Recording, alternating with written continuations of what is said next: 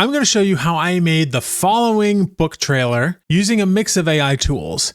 This was my very first attempt at putting together a book trailer type thing, at least using AI, and I'll let you decide how good it turned out.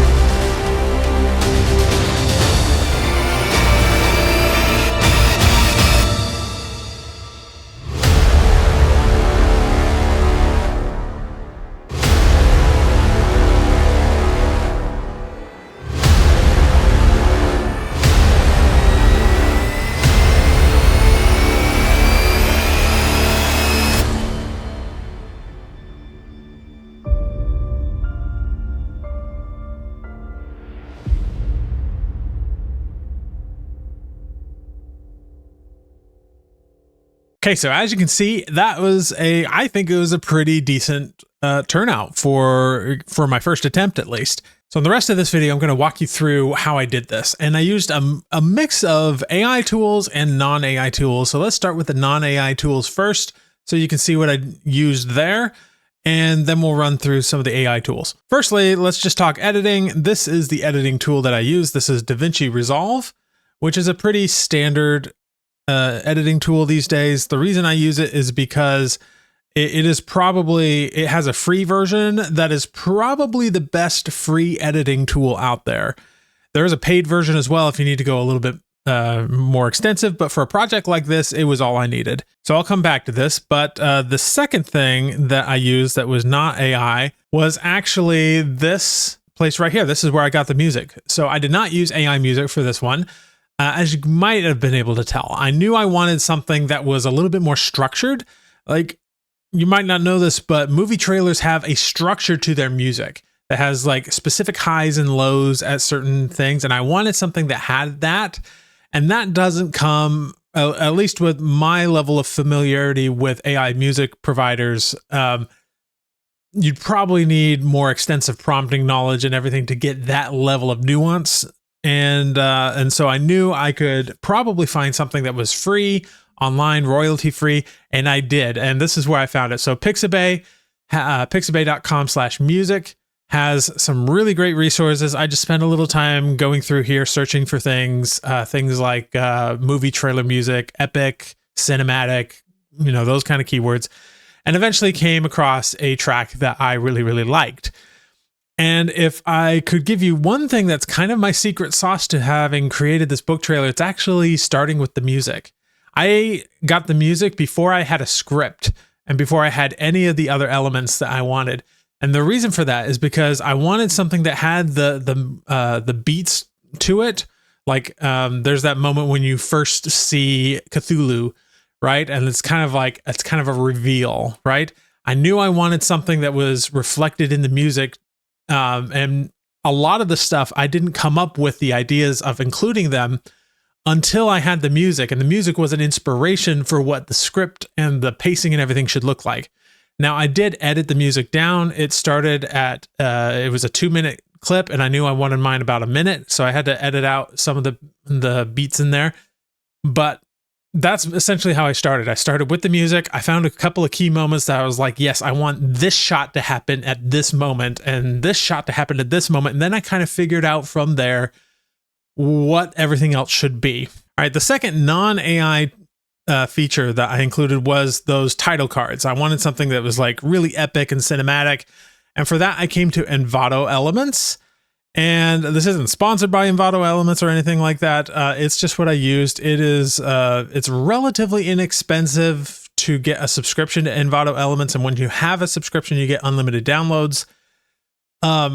Unfortunately, it's not something that I need very often. So I just got the 1 month of the subscription, and it's way cheaper if you get the full year. but I knew I wasn't going to use it often enough to really warrant the yearly price. So I just went with 1 month to go through and download a few things. So this probably cost me more per clip that I got than for most people. But that's how it is. So what I did is I just came here and I searched for book trailer templates inside of Envato Elements. Under video templates here, I just put book trailer. And then I made sure to sort by DaVinci Resolve so that I made sure that these elements were compatible with the editing software that I'm using. And what I got, I ended up selecting this one right here. So if we click on this, you can see it. It's pretty much exactly what you saw in the trailer, right? Now these, it did take me a little bit of time to figure out how to do these, because it's not just a simple drag and drop into DaVinci Resolve, but the elements did come with some instruction on how to put it together. So it didn't take me too long to figure out how to upload this into DaVinci Resolve and give it my own text and all of that. But eventually what we end up with is something like this, where, you know, it has my script in it, but it's essentially the exact same thing over and over again. I did occasionally play with where it starts and ends. Sometimes my title cards are a little bit faster or shorter. That's just all depending on what I needed from the title card at that particular point in the trailer. Okay, so those are pretty much, that's all of the non-AI elements there. I will say the script was written by me. I did not use AI for the script at all. I didn't even think about doing it for some reason. But I will say I did find some inspiration from a friend of mine who is currently having his Kickstarter going. And when this goes out, there will be 2 more days to this Kickstarter. I will link to it down below, because Brian is an amazing author and he's not afraid to use AI where he needs it, although he does actually write his all of the books himself. And it's an incredible Kickstarter, lots of cool stuff. And he's almost at $10,000 and with his $5,000 goal. So you should definitely go support him and get him over that $10,000 mark if you can, because this is definitely a Kickstarter I would endorse. But you can see he's got this trailer here, similar. We've got AI video. We've got cool text. I think he actually just used iMovie on his Mac to create this text. I think they have some built-in templates. So that's even easier than what I did to get this text. But that's only if you have iMovie or a Mac computer of some kind. And so I got a lot of inspiration from this because he's doing these AI videos as part of the whole trailer. And I thought this was pretty cool.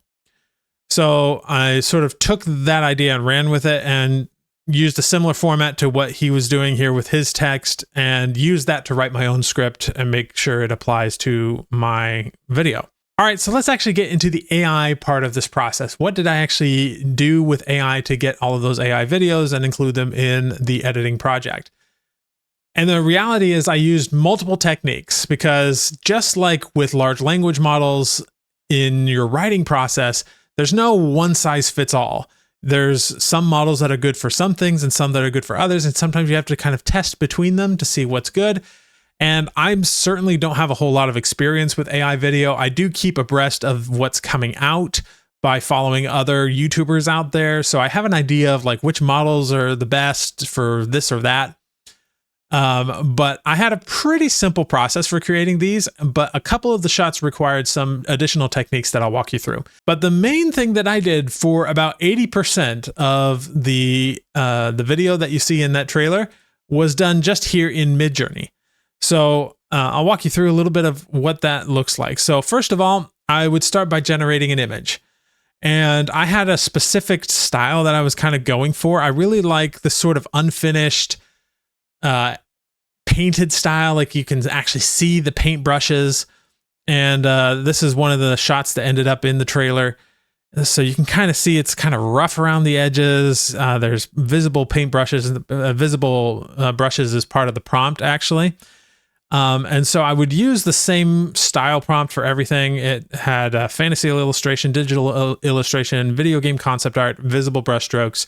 That was part of my my style info, and every single image that I prompted in Midjourney was using that style with varying success. So in this case, I like this one. So I came here and selected upscale subtle to get a higher quality image.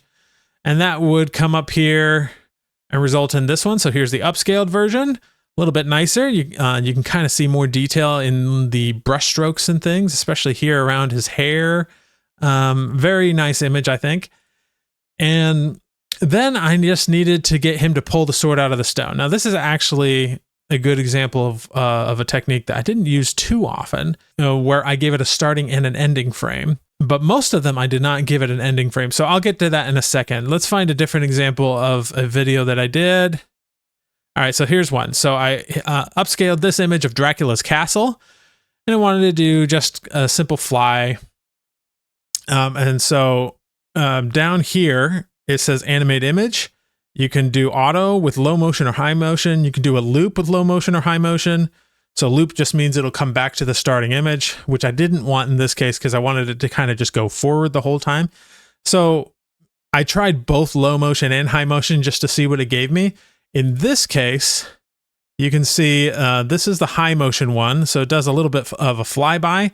I think I selected this one on the right here as the one I wanted because I like how it kind of shifts perspective a little bit. It just looked a little bit more like what I was using. The low motion kind of just did a zoom in, but not like a fly in, not a dolly in. And we have like some leaves blowing or some snow. Not quite what I was looking for, but if I wanted something a little bit more subtle, I could do that. So I would select the shot that I liked and then download that. Now, the problem with this is, in this case, these images, these videos would usually be pretty low resolution. So here's the one with the Arthur pulling the sword out.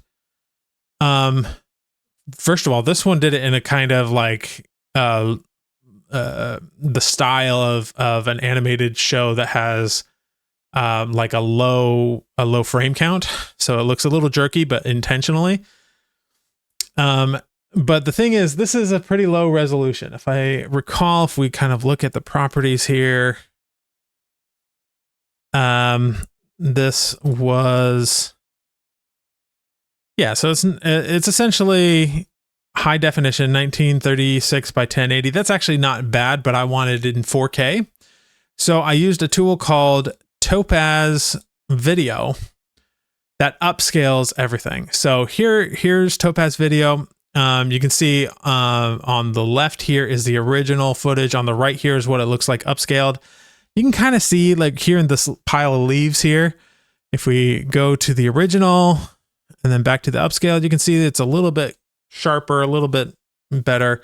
And so I would do this to upscale everything to 4K, just so I had the highest quality image. And the result looked a little like this.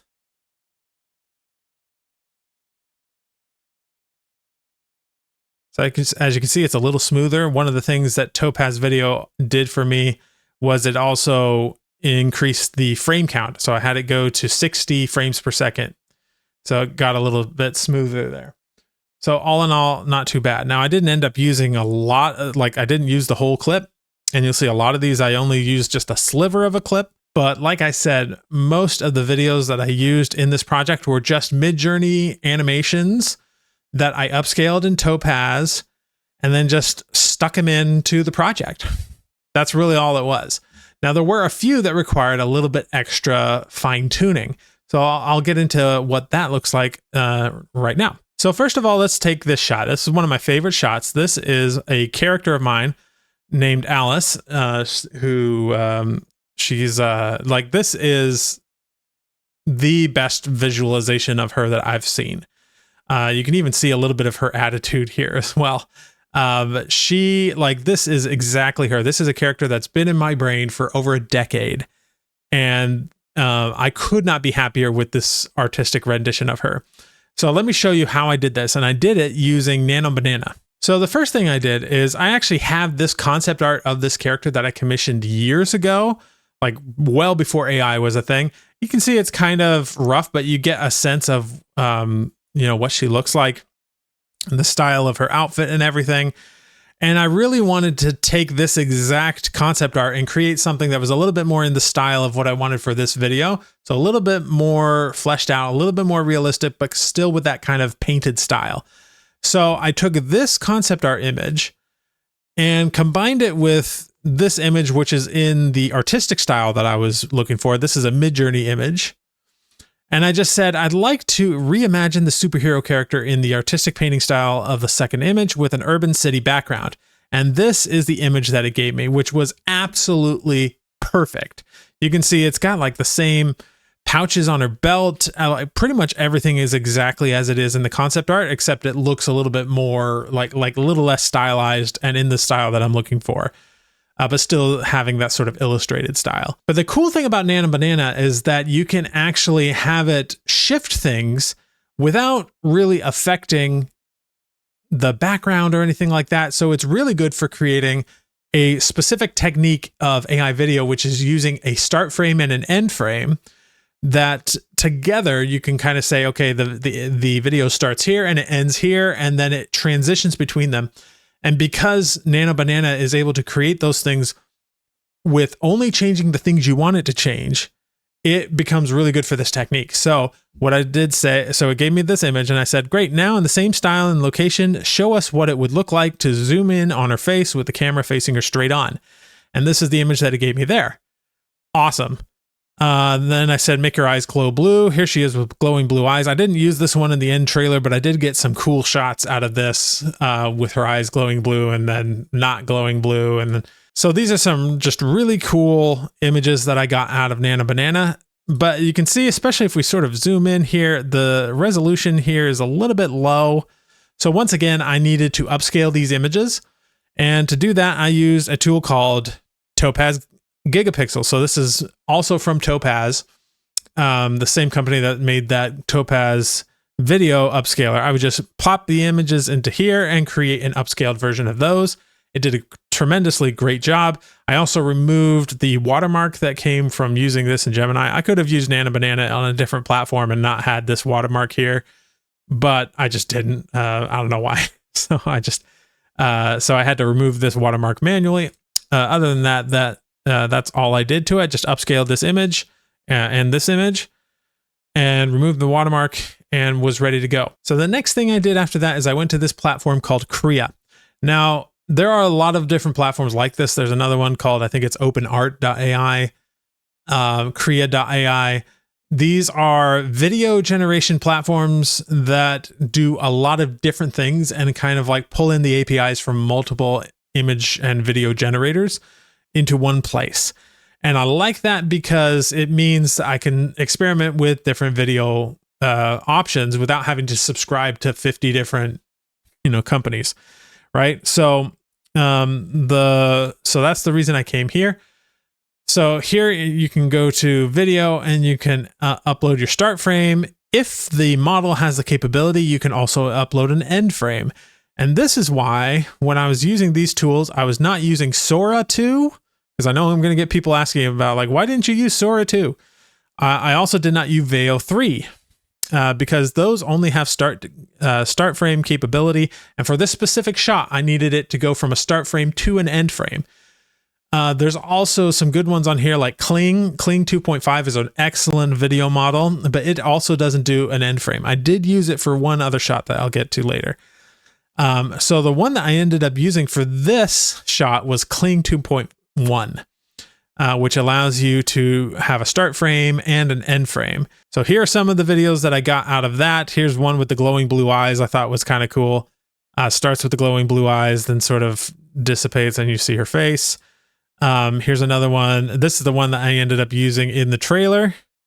It's the full shot though. You don't see the full shot in the trailer.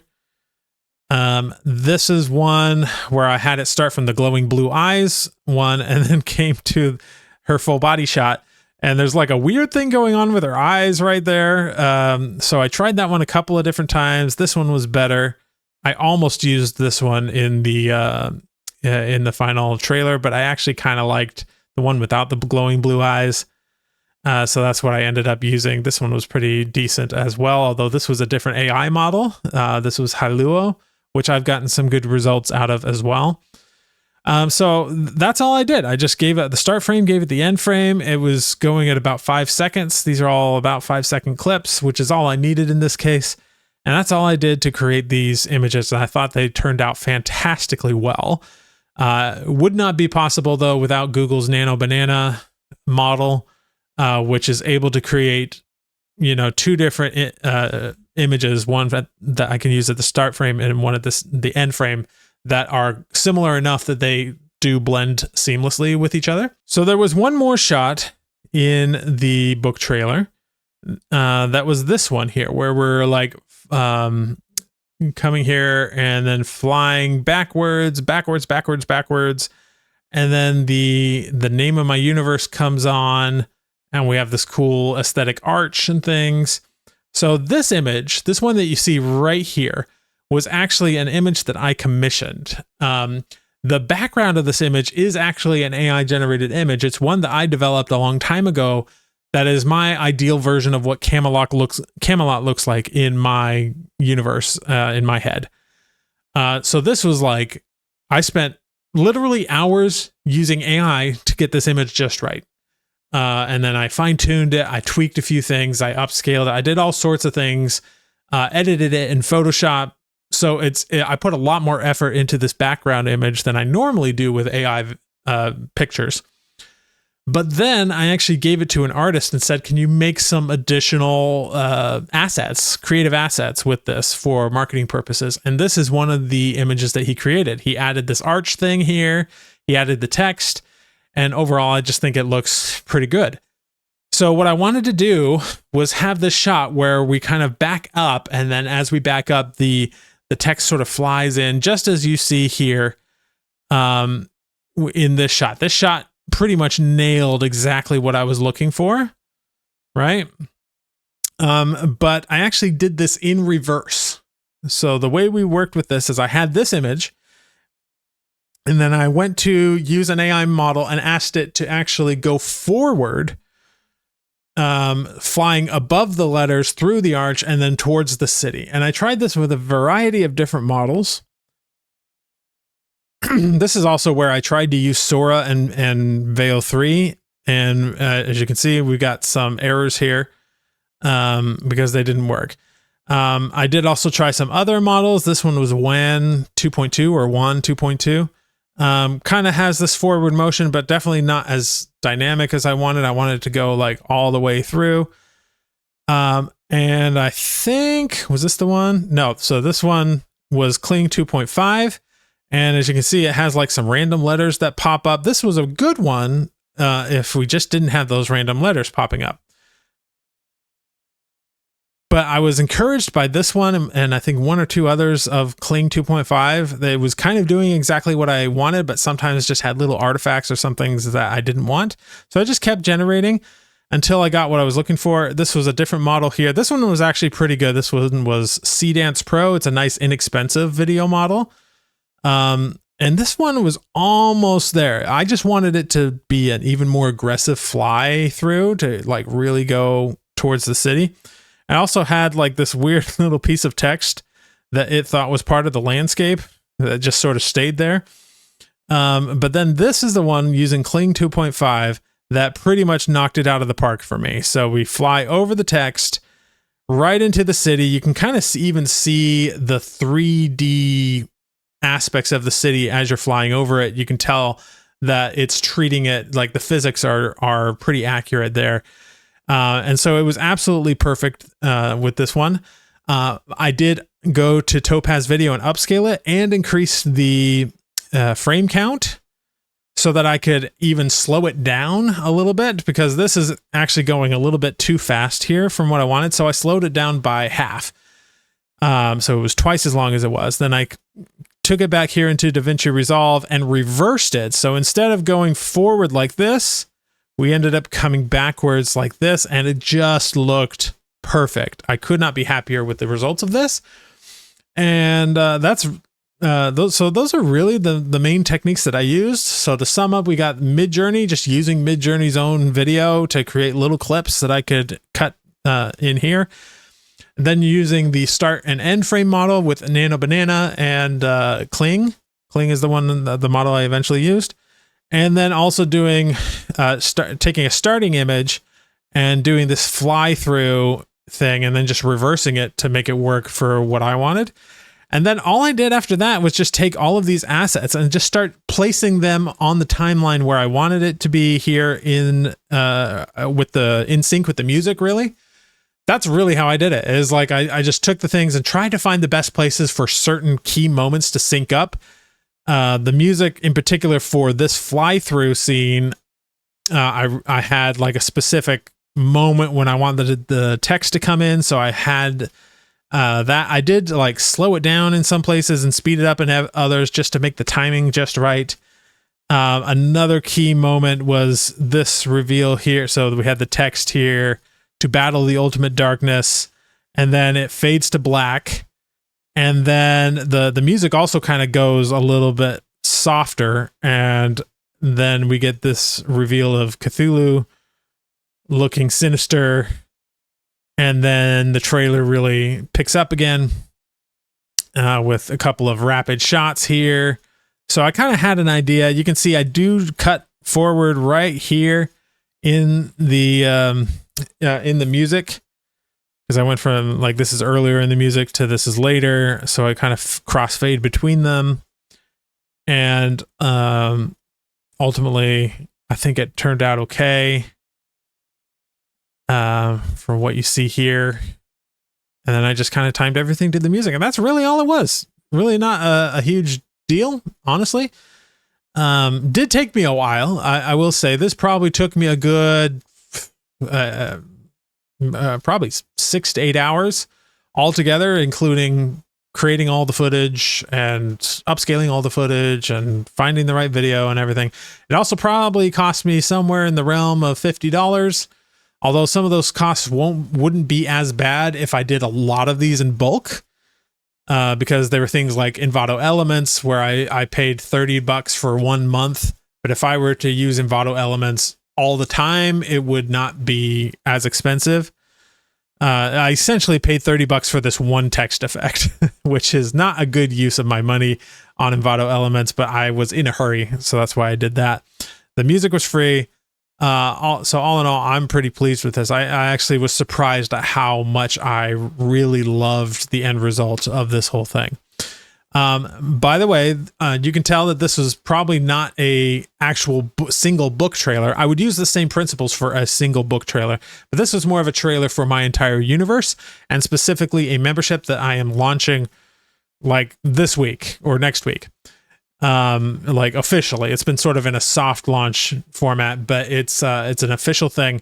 If you are a fantasy reader, please go check it out. There's some really cool goodies in there. If you upgrade to the annual plan, I'm actually throwing in a one-on-one session that's really just for this upcoming week only, just to get a couple of people through the door. This is the only way to get a one-on-one session with me right now. Like I do not take one-on-one sessions.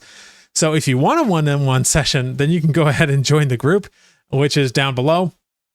But also, if you're a fantasy reader, there's lots of cool stuff there as well. So I hope that looks interesting to you. Go check it out.